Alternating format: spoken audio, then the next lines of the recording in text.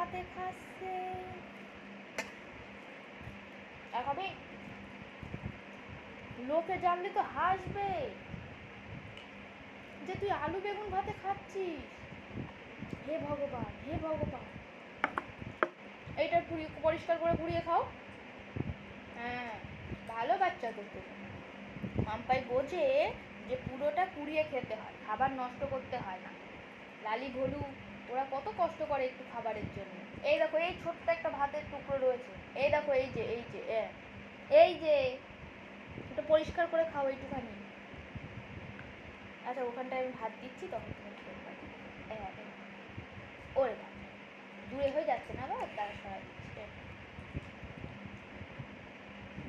এই একটা ভাত রয়েছে, এটা খাও, তারপরে আবার দেবো।